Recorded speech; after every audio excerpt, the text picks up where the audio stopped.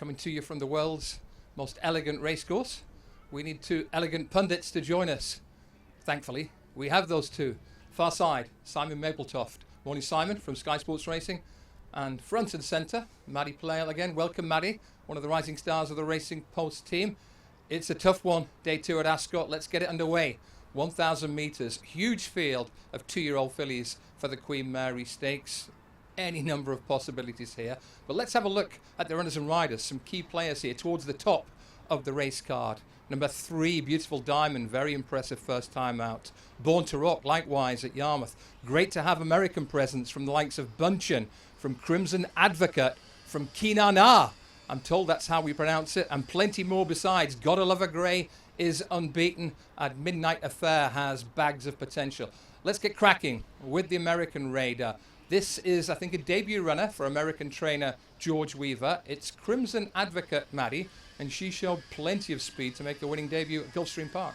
She did. I really like her. George Weaver, he won the 2 qualifiers, those 2 races at Gulfstream Park, getting you automatic entry for some of the Royal Ascot juvenile races. This has been the race that he's chosen for her. I think that's a wise choice. She's got lots of early speed. You'll note that in her video replay from Gulfstream. And she also saw it out really well. We often find these American sprinters, they sort of stay for 4.5 furlongs and then get tired. I'm optimistic she's really going to see out the trip, and I don't think there'll be too many better than her. Too dangerous, I think, at the moment to get in the weeds about the draw.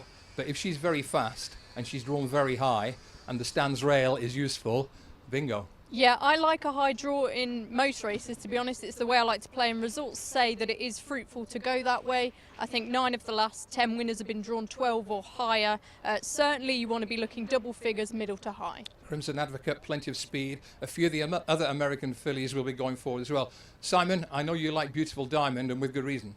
Absolutely. The home challenge, I think, looks strong. Carl Burke, of course, a rising star of the training ranks. He's got some really deep battalions, and this filly really has come to the fore with that impressive win at Nottingham on debut. You looked at her that day and you thought, wow, she scooted across the quick ground. If conditions remain the same, she's going to be very fast. And we talk about the draw. You make a very good point, Maddy. This horse is perfectly positioned in stall 17. I think she'll show electric speed. And, you know, she really is bred for the job. She's by Twilight Sun out of a Lethal Force mare, so she's bred to be very good, and the signs at Nottingham suggest that she's exactly that. Beautiful Diamond for Simon. I would never accuse you two of being the B team, but you're on a B, Born to Rock, aren't you? Yes, I really like Born to Rock. What she did at Yarmouth was super impressive for a trainer, Jane Chapelheim, who had 2 winners at this meeting last year in Saffron Beach and Claymore. This horse, would you believe it or not, her dam raced over 1.7 miles. But all she showed at Yarmouth was speed, speed, speed. I'm sticking with Jane. I think this is an exceptional filly. I think she might be. Does it bother you that the 2nd, the 3rd and the 4th from the Yarmouth race haven't done much for the form? It's not great, obviously, but equally she put up a pretty high speed figure that would put her towards the top of these. She could only do what she did, and that's absolutely spaced them.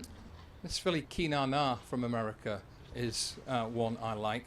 Trained by Tom Morley. Tom's an Englishman abroad, trains in New York, started off with 1 saddle, 1 bridle, 1 horse, has built it up. He used to come here as a kid. His uncle, David Morley, won the Gold Cup with Sir Eric many moons ago. I quite like her. Any others we should mention, Simon? Any others you're keen on? Yeah, absolutely. It's such a deep race, isn't it, potentially? A Midnight Affair, the Hilary Needler winner, that's a key race in the north at Beverley. Stiff 5 furlongs, love the way that she got that job done. Now she again represents good connections. Richard Fahey up in the north, I think she'll go well. And a horse called Out of the Stars, who for Archie Watson, who did everything wrong on debut at Kempton for Qatar Racing, missed the break, didn't come round the bend, but still got the job done. They like that horse, and I think the fast ground will suit that one as well. I believe you have a long price one in your numbers. Yes, very much so. Princess Shazara was a big price outsider of 4 on debut, but she was fast out the gates and fast home. She represents connections that haven't had too many tries at this level, but I think she'll give them a good run for her money. She might be on the wrong part of the track, but it's always good to have one on both sides. I'll give my numbers first here. This is wildly competitive. Like Simon, I'm quite keen on Midnight Affair.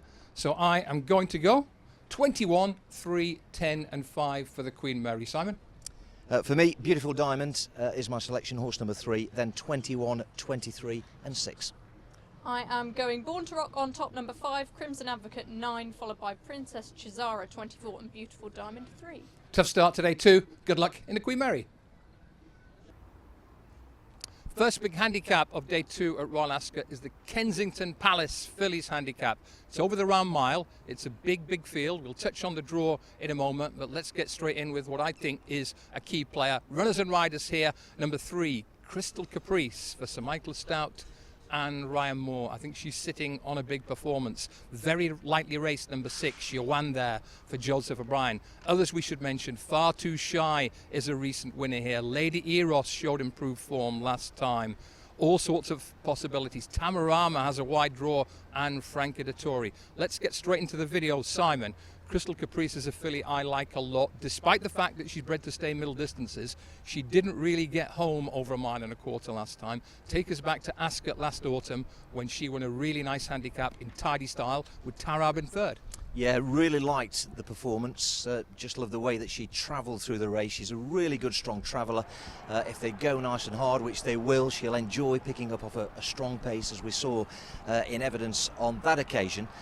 She's higher in the weights, but I think she's also a class dropper, so I think she's in the right race, she's in the right place, and I've got to agree with you. I think she's certainly got more to offer. She's very much on my shortlist. Significant that Ryan Moore is back aboard, I think, for the first time this season. Do you like Crystal Caprice? Yes, I think she's going to be well positioned to run a really big race. She's been disappointing the last couple of times we've seen her, but course form can often come to the fore in these sorts of contests. She has it, and I think I'd be expecting an improved effort from her. Yeah, I think she's sitting on a big performance. Let's deal with some course and distance form that came just a few weeks ago. This is 4 for the price of 1. We've got Far Too Shy, who wins the race. Watch the way she travels. She has to work hard in the end, but she really does travel quite well. She's improving. Bellhaven runs an excellent race in second. Likewise, Don't Tell Claire in third. And considering One Morning blew the start, then she comes out of that race with plenty of credit. 4 for the price of 1, as I said, Maddie. Of the 4, which one would you prefer? I'm drawn to Far Too Shy purely for the way she travelled. Jamie Spencer is booked for this filly, and that's going to be good fun to watch, given how he likes to ride with that hold-up style, strong travelling, late arriving on the scene. She's improving. She has a lot in her favour, and I think there's probably more to come. I know you two of you both like the same filly here, Lady Eros. Tell me why you like the Gosden filly. I think in many ways a Gosden horse that's been a little bit under the radar, has been brought along really quietly, and she had all the conditions to suit at Yarmouth, Graham, last time. It was fast ground, it was a nice galloping mile, and she really did put it all together on that occasion. She's up a few pounds for that win, of course, but she remains on what I think could be a steal of a mark, 86. She's well drawn, she's got a good low position. I just think she's a filly that's not been overexposed, and for a great stable, a great trainer, or 2 great trainers, I think she's got a lot more to offer. Yeah, I totally agree. She won in the style of a filly who was on a sharp upward curve last time. Oisin Murphy's on board. We know he rides Ascot particularly well. And I just think she's unexposed. She's the potential improver in the race. I wouldn't be surprised if she went off quite short odds compared to what we see before the race. If Joseph O'Brien doesn't have a fair week this week, I'm in a spot of bother. And I like another one of his here. She's called Yawan there. She's only had 3 races. Debut was for another trainer, beat a well-fancied Joseph horse. They liked her so much they went and bought her. She got the job done in a Dundalk handicap in a wild finish, and last time up in class for a listed race. She got no luck whatsoever. She finished, I think, 7th. She gave the strong impression she'd have been pretty close to the winner that day. So she's high on my list. Any others we should mention? If not, let's go straight to the numbers, Simon. Well, let's do that, because I'm really keen on Lady Eros, number 16. For the places, I'm going 12, 6 and 3. Yeah, agreeing with Simon, Lady Eros 16 on top, Crystal Caprice the 3 second, and then Villanova Queen. I'll give a good mention for her, Jessica Harrington. She's got some good classic form from last year. She's a smart type, wouldn't be surprised to see a big effort from her. That's number 5, followed by Far Too Shy, number 14. I started this race thinking head scratcher.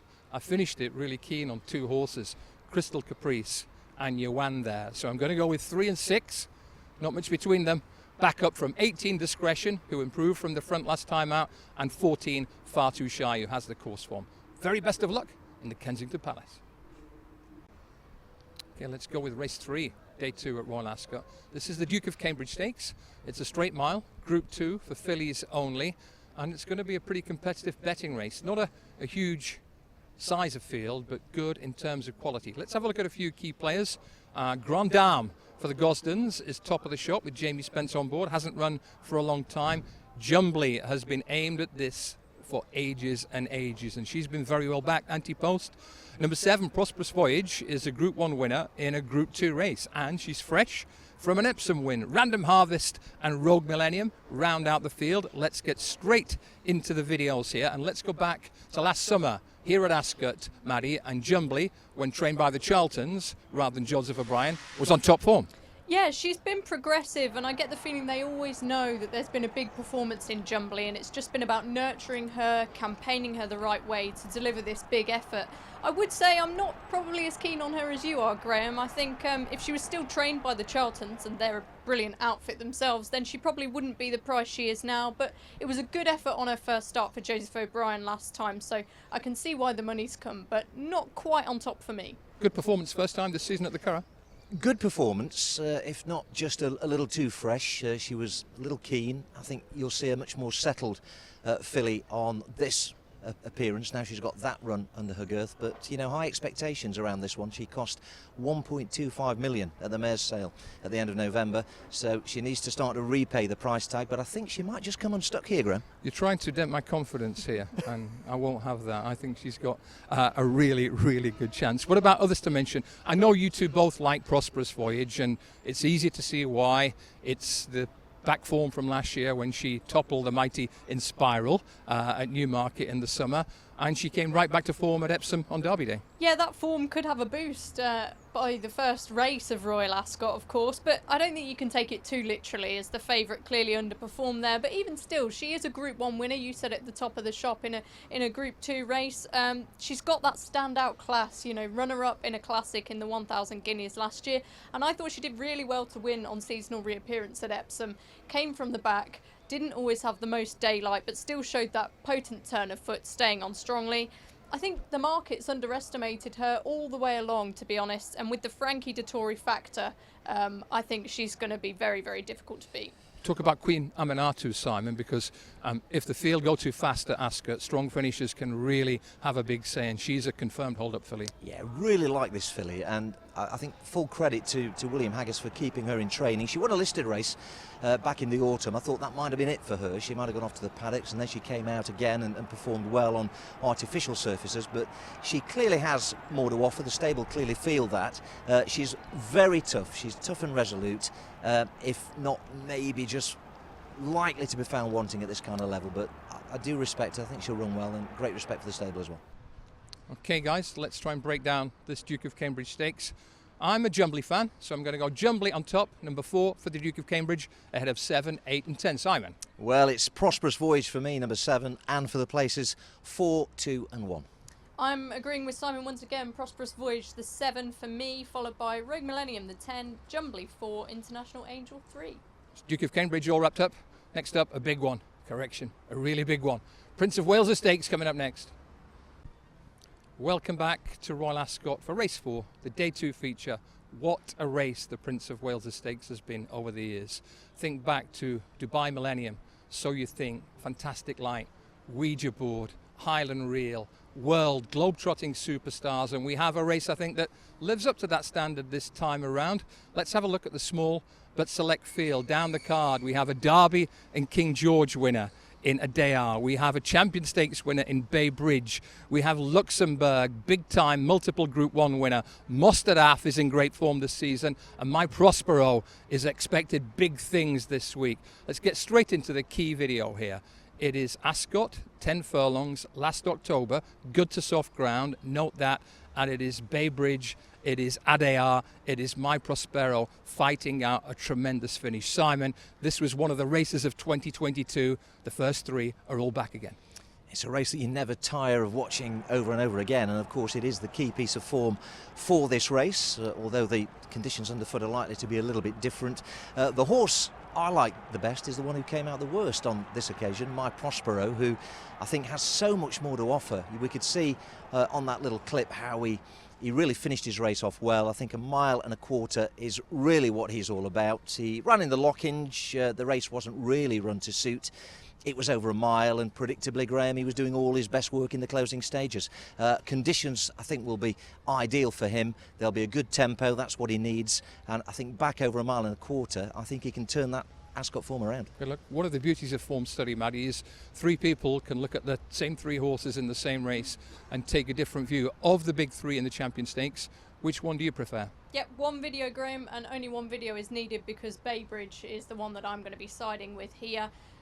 Magnificent on Champions Day, and he's been a little bit unlucky in some of his other performances. This season he's been coming to the boil like a typical Sir Michael Stout horse. You'd never expect the best effort from them first time out. And then last time in the Tattersalls Gold Cup, Luxembourg on top, but arguably Baybridge probably didn't get the best route through. Luxembourg definitely got a pace dictating ride from Ryan Moore then. He could try it again here, but I think that Baybridge is just, he's going to be coming to the boil at the right time. Second in this race last year. I'd expect him to go 1 better this time around. Touch on an absolutely key point. I'm a Baybridge fan. First point to make here, there is about that much between the big 4. £2 on BHA ratings, which means jockeyship, tactics, pace, ground are all going to be very important. My reading of Baybridge is that he was second when well fancied for this race last year, and he got caught up in a tactical race. State of Rest just had the run of things. Baybridge probably needs a good gallop to run at. I don't go with the people who say he can't handle top of the ground, and he was slightly unlucky behind Luxembourg in the Tattersalls Gold Cup. Luxembourg is a horse who divides opinion. He has a slightly ungainly head carriage, Simon, but he's winning plenty of big races, and what he showed at the Curragh last time was that if need be, he can make the running. He can make the running. In fact, he really enjoyed that, didn't he? And he could dictate the race again. It could become very tactical. From the front end, he's got all the tools in the box. This horse has a great turn of foot. He can quicken. He's got a nice cruising speed. He's the sort of horse I think you can have him more or less where you want in a race. I'm with you on Baybridge. I don't get the theory that he's that ground dependent. He's a good moving horse. Quicker ground won't be an issue for him, but Luxembourg really did break him in Ireland last time. He had to be tough, but he got the better of him, and I think he might just do it again. Your view on Luxembourg? I think he was well positioned last time. He's a very good horse. I think he could be well positioned again. I think he's a key tactical player here when we're looking at pace maps and who we think are the likely leaders. He could go forward, although Mostadaf is in there as well, and he could also provide pace pressure. That would suit Baybridge. He's definitely going to be involved, but I don't think he's the winner. Mostadaf bolted up in Saudi, ran very well for a long way behind the Japanese monster Equinox in Dubai. Is he a lurker? I think so. I think a dark horse who I think can take another step forward. Whether or not it's going to be a big enough step to take the gold medal is another question, but I can see the horse certainly running well and justifying being in the lineup. But the way I see this one panning out, Graham, I think Luxembourg from the front. I think Baybridge will be eyeball to eyeball at some stage, but there might just be something there to pick up the pieces, and with a good tempo I think My Prospero is the one that might just profit. Good luck. My numbers for the Prince of Wales Stakes, and it is a humdinger. 2-1-4-6. I think Baybridge might be the value, underrated in the market. 1 Adayar, haven't really touched on him, and we should do, because in his Derby winning season when he won the King George, he was a tremendous horse and he looked very good.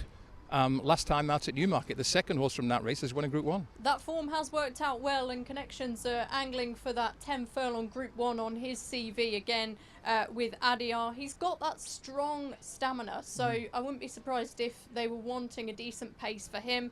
I think he's going to be involved, Graham. I'm copy and pasting your selections. 2-1-4-6, Baybridge, Adayar, Luxembourg, My Prospero for me. Simon? Well, it's for me, it's My Prospero. He's, I think he'll come of age in this race, number 6, and for the places 4, 2 and 1. Prince of Wales Stakes, one of the highlights of the week. Good luck, whatever your selection is. Well, now it goes from tough to really tough. Race 5 on day 2 at Royal Ascot is the Royal Hunt Cup. Straight mile, huge field, 30 runners declared, all sorts of possibilities, wildly difficult. Let's have a look at the runners and riders. 2 Tempest ran really well in this race last year. Intelligent was second in this race last year. Bless him, has a very good Ascot record. Further down the card, Astro King has hit the board in this race not once but twice.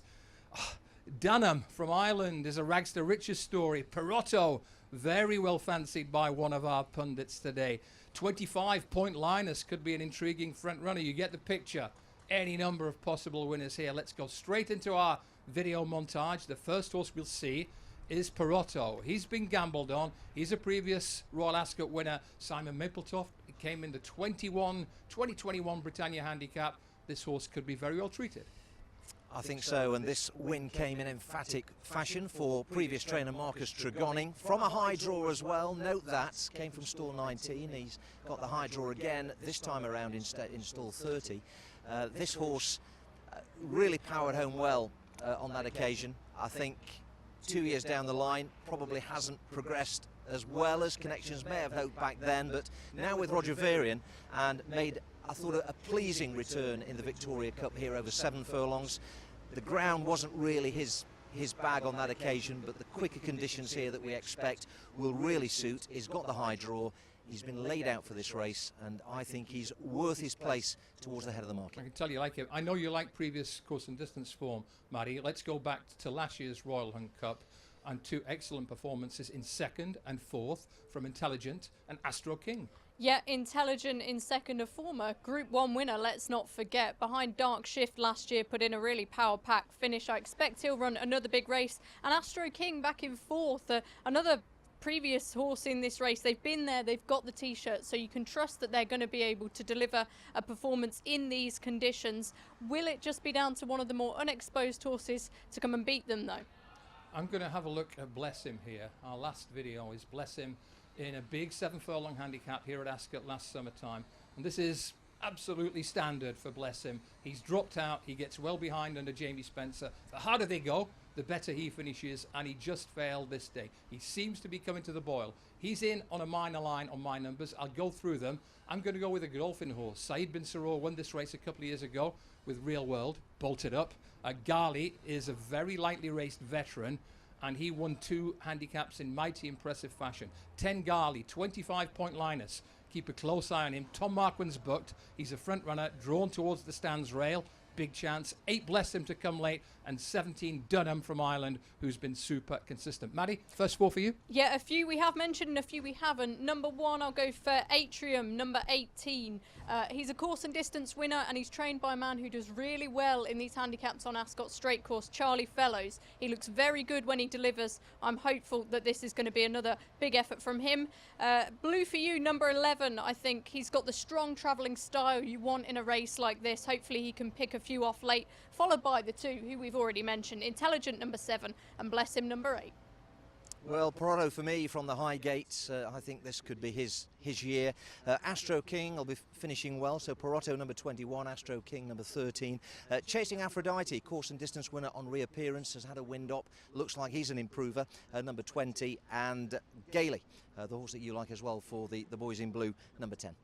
You get the picture. It's the Royal Hunt Cup. Every year, it's one of the toughest puzzles on show. The very best of luck in the Royal Hunt Cup. Welcome back to a bright and very breezy Royal Ascot. Race 6 of 7 races on day 2 is the Queen's Vase. It's for 3-year-olds. It's a mile and 6 furlongs, a staying contest. Let's have a look at some very interesting 3-year-olds. Number 2, Chesspiece. Keep an eye on him. He's getting better and better. Circle of Fire represents the king in the Queen's Vase. Extremely well bred. Number 5, Gregory, is likely to be one of the strongest fancies of the day, with very good reason. Aidan O'Brien's a great record in this race. He runs a couple, including 9 Peking Opera, and 10 St George is getting better all the time, a strong stayer. No VTs here, but let's get straight on to Gregory, Simon. Not many horses get to a BHA rating of 110 in 2 starts. That's exactly what this fella's done, and he's bred to keep getting better and better. Yeah, exciting, and he's taken every step forward very much in his stride. A little bit ungainly, perhaps, in the run at Goodwood last time, but it's a very tricky track, that, and I think on a more conventional track here, you'll see better of him still. He's the unexposed horse in the race. He has got that tempting unbeaten record. He's sure to go well, isn't he? And I think this is the sort of race that could propel him into top-level races later on in the season. Are we talking about a Group 1 horse in a Group 2 race here, Maddy? I hope so, and I think we could be. I really love this race. It's a race that I tend to have a pretty good record in, so I'm hopeful that Gregory can continue that streak. He's by Golden Horn, who's had runners over jumps. He's a very strong stamina influencer, excellent Derby and Arc winner. And this was a good race he won at Goodwood, the Cocked Hat, been won by the likes of Dubai Millennium, who you mentioned earlier on, St Ledger winner Mass Marvel as well. He could end up going that route. I think he's a very, very talented horse, and he's just going to get better and better. Already rated 110. If he keeps improving, the rest are in trouble. But we should mention Chess Piece, Simon. This is a horse who's coming through the handicap route, and last time out at York, he put up an impressive performance. And connections really do love this horse. They're getting very excited about him, so much so that he has got an ARC entry, so that could be a lofty target for him come the end of the year. He's only rated 101 at the moment, so he's got a bit of progress to make, but I think he can make that. I think he can bridge the gap. He was impressive at York over the 1.5 miles, so much so that I think the step up in trip is going to really suit him here. I think the stiff finish could really play to his strengths as well. He's a great looking horse. You'll see him in the paddock before the race. He looks the part, and I think on decent ground here, 1 3/4 miles is exactly what he wants. Maddy, can I ask you about Peking Opera? Aidan O'Brien has a great record in this race. Simon touched on the idea of stepping up in distance. This fella's taking a marked step up in distance, but he's by Galileo, so it may well suit him.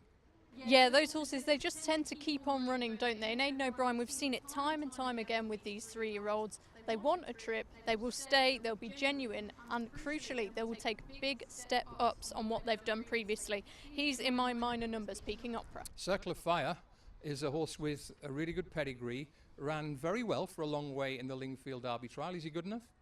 No, in a word. I think he's a decent sort of horse. I think he'll find his level.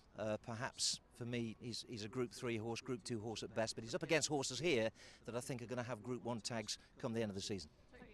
Could be off to the tower for these two if the King hears what they're saying about Circle of Fire. Numbers time for the Queen's Vase. We might have unanimity for the first time here. It's 5 Gregory, so hard to oppose. 2 Chess Piece, I like him for the Quinella slot. 9 Peking Opera on the upgrade, and 3, Your Majesty, Circle of Fire in his 4th.